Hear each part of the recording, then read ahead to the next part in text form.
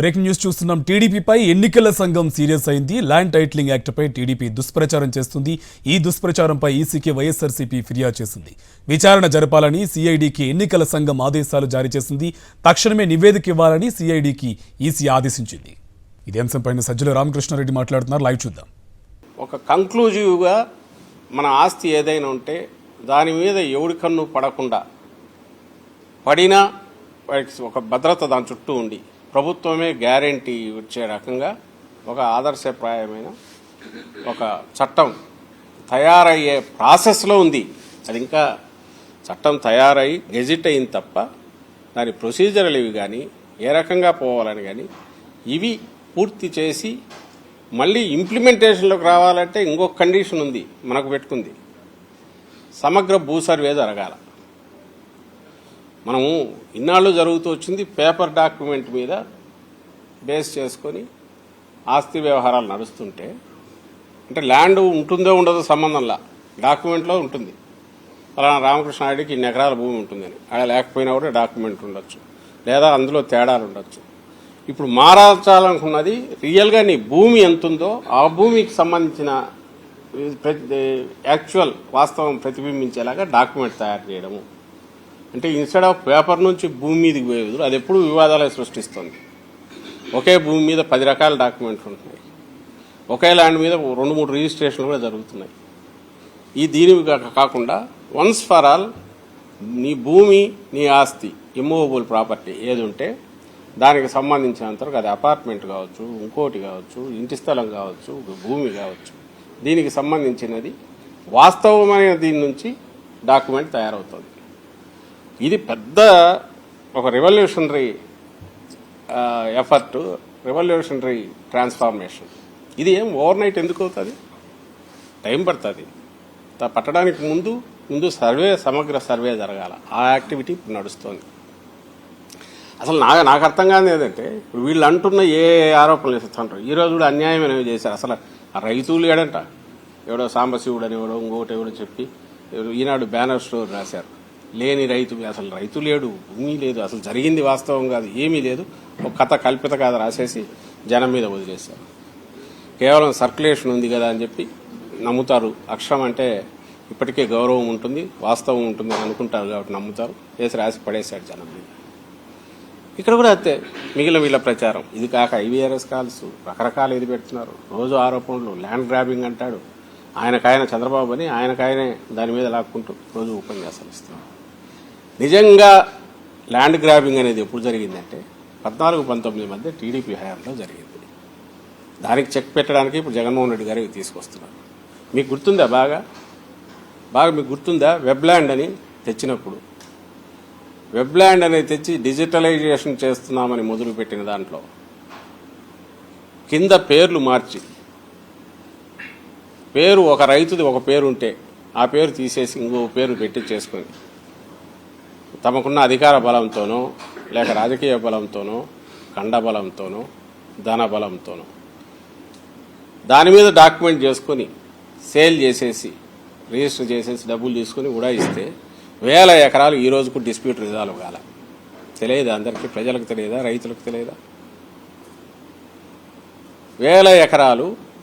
ఎందుకంటే పేపర్ మీద ఉంటే చాలు, రిజిస్ట్రేషన్కి ఏముంది? పేపర్ మీద డాక్యుమెంట్ ఉంది, రిజిస్టర్ చేసేసారు, లిటిగేషన్ స్టార్ట్ అయింది. ఈ రోజుకు రిజాల్వ్ కావట్లా.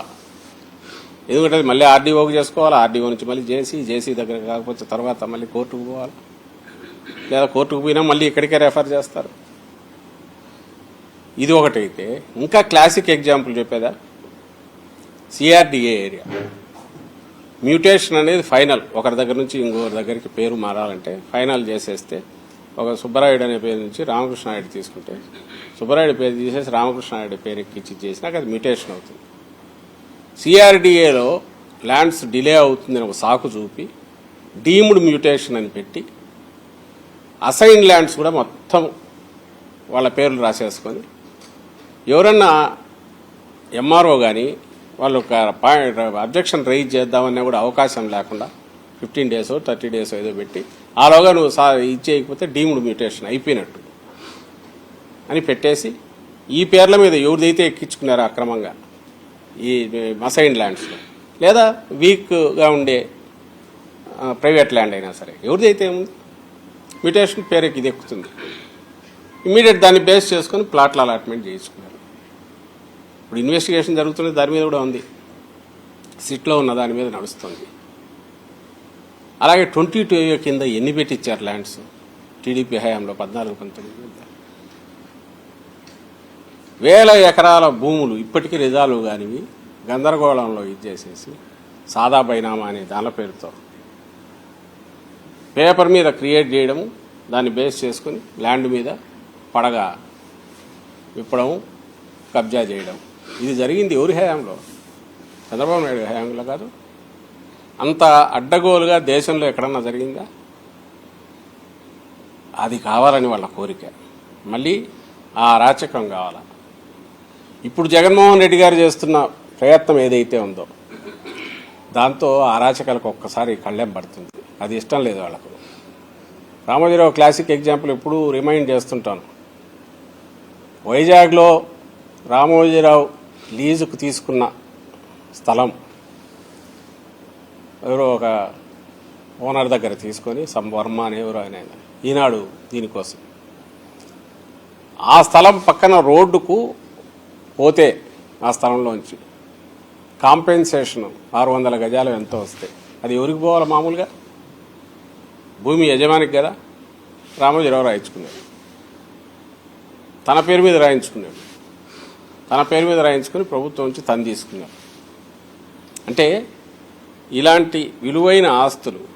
అలాగే చంద్రబాబు నాయుడు 100 ఎకరాలు ఈరోజు కూడా నెల్లూరు జిల్లా బాలాయపల్లి అంటారు, దాంట్లో అన్ని రకాల ఉన్నాయి, బినామీలు ఉన్నాయి, వాటిలోంచి మార్చుకున్నాడు, రకరకాల పోయినాడు, ఆయన కబ్జాలో ఉన్నాయి. ఇంకా 1000 ఎకరాలు తెలియని ఇంకా ఎన్ని చోట్ల ఉన్నాయో అప్పట్లోనే వచ్చేది.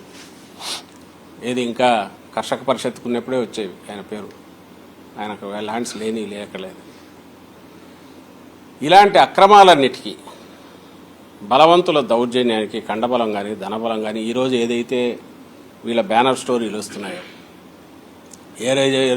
ఏ రీజన్స్ చూపి వీళ్ళు ఆందోళన చెందుతున్నామంటున్నారు, ఇవన్నిటికీ చెక్ పెట్టడానికి, చెక్ పెట్టే సదుద్దేశంతో, మంచి లక్ష్యంతో జరుగుతున్న ప్రయత్నం.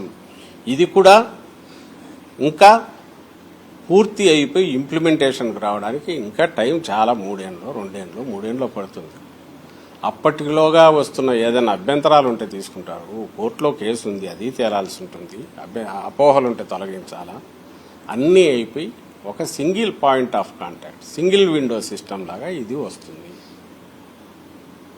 వీళ్ళు ఇప్పుడు ఈరోజు అంటున్నవన్నీ కూడా కబ్జా అవుతుంది, ఏదో అధికారులే డిసైడ్ చేస్తారు, అడ్డంగా పేర్లు రాసుకుంటారు, ఇవన్నీ ఇప్పుడు జరుగుతున్నాయి.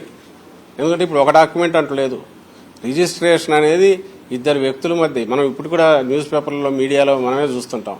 కలెక్టర్ ఆఫీస్లో భాగం రిజిస్టర్ చేశారు, అమ్మేశారు, రిజిస్టర్ ఆఫీస్లో చేసి చేశారు. ఎందుకంటే అన్నీ అక్కడ ఉండవు. రిజిస్ట్రేషన్ ఆఫీస్లో ఏం చేస్తారో రిజిస్ట్రేషన్ దాని అక్కడ ఉన్న దీని ప్రకారం పే చేసి వాళ్ళకి ఇచ్చి 2 వ్యక్తుల మధ్య జరిగింది, ఎస్సీటీ వీళ్ళ మధ్య జరిగింది అని స్టాంప్ వేసి ఇచ్చేది రిజిస్ట్రేషన్. ఇంకా ఆ తర్వాత ఒరిజినల్ కిందికి పోవాలంటే అడంగల్ ఎంట్రీ కావాలా, మ్యూటేషన్కి అప్లై చేస్తే 1Bలో జరగాల, మ్యూటేషన్ కావాలా. ఈ ప్రాసెస్ అంతా ఇంకో దగ్గర జరుగుతుంది. అక్కడ ఇప్పుడు డెడ్ లైన్ లేవా? వీళ్ళు రైజ్ చేసే పాయింట్స్ ఎట్లుంటాయంటే ఇవన్నీ అధికారులు కదా ఇప్పుడు చేసేది. ఇప్పుడు పైనుంచి దిగి వచ్చిన వాళ్ళు ఎవరు చేస్తున్నారు అంటే వీళ్ళ ఈ అధికారులు కాక రేపు ఉండే అధికారులు భిన్నంగా ఉంటారని ఎందుకు అనుకుంటున్నాడు రామోజీరావు? ఎందుకు అనుకుంటున్నాడు చంద్రబాబు? మార్గదర్శి వాళ్ళని పెట్టి చేయించాలనా ఇవన్నీ? అసలు ఎక్కడ ఒక పరిధి దాటిన తర్వాత లిటిగేషన్ ఆల్వేస్ మళ్ళీ పైన కోర్టుకు పోవడానికి ప్రొవిజన్ ఉంది. ఇప్పుడున్న దాంట్లో తయారైన దాంట్లో కూడా పోనీ తయారు చేయడం ఏమన్నా ఇక్కడ ప్రభుత్వం కూర్చొని మా పార్టీ ప్రభుత్వం జగన్మోహన్ రెడ్డి గారి ప్రభుత్వం వచ్చినాక ఇక్కడెవరో రాశారా?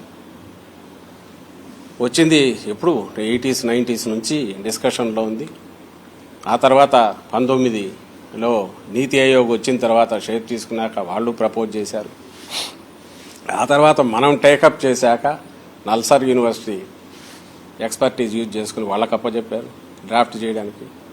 ఆ తర్వాత ఇది ప్రపోజల్ సెంట్రల్ గవర్నమెంట్కి వెళ్ళాక అక్కడ 3-4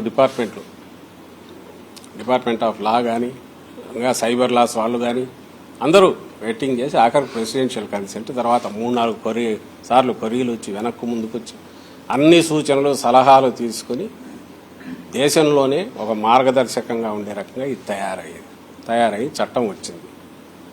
కానీ ఇంప్లిమెంటేషన్ ఇంకా లేదు, చేయలేం కూడా. మళ్ళీ యాజ్ ఇట్ ఈజ్ ఇంప్లిమెంట్ చేస్తే సేమ్ పేపర్ మీద వచ్చేదే వస్తుంది.